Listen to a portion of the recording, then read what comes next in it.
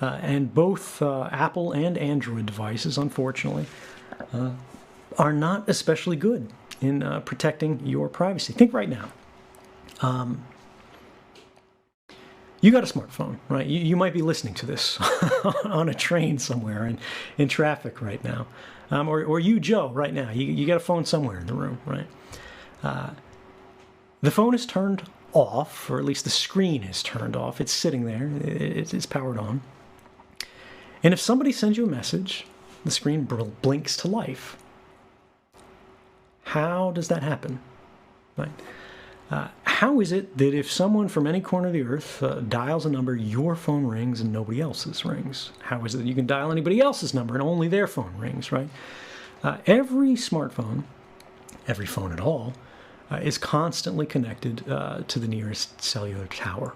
Every phone, even when the screen is off, you think it's doing nothing. You can't see it because radio frequency emissions are invisible. It's screaming in the air, saying, here I am, here I am. They can see everything about you. They can see everything about what your device is doing, and they can do whatever they want with your device. You, on the other hand, owned the device. Well, rather, you paid for the device. But increasingly, these corporations own it. Increasingly, these governments own it. And increasingly, we are living in a world where we do all the work, right? We pay all the taxes. We pay all the costs. But we own less and less. And nobody understands this better than the youngest generation. Well, it seems like our data became a commodity before we understood what it was. It became this thing that's insanely valuable to Google and Facebook and all these social media platforms.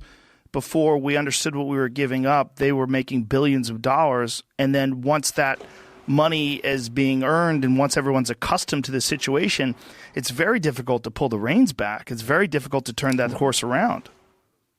Precisely, because the money then becomes power. Right. The information then becomes influence.